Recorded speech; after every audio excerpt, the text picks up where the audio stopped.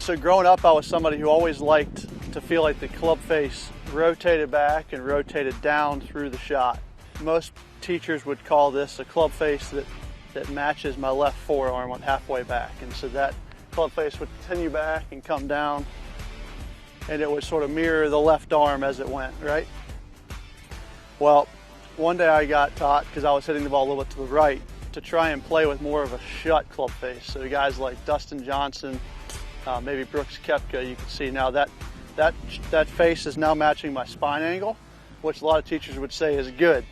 But for me, it caused me to swing left a lot, so I would get very narrow. And the only way to get out of that position when it's closed and narrow is to stand up.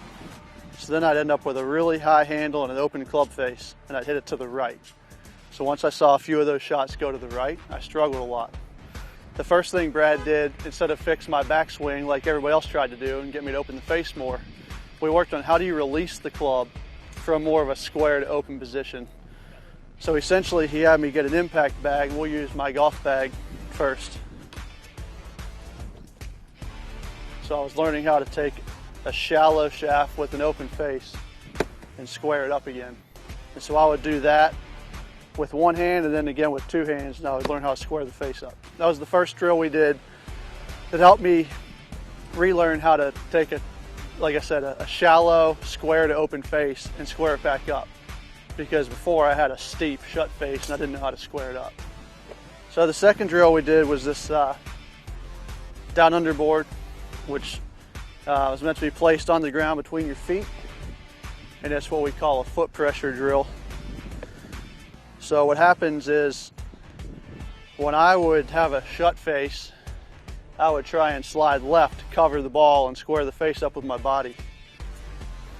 And in doing that, you lose the connection to the ground and the power out of the ground. Well, now that I've learned how to take a shallow shaft and square it up, now I have the ability to use the ground and push in with my legs and out of the ground to get power and control. So the board here, as you'll see, keeps my feet very stable and pushing into the ground.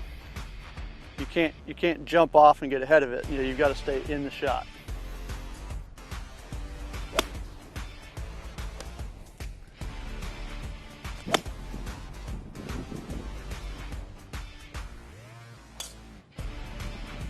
And those were the two drills that made me better.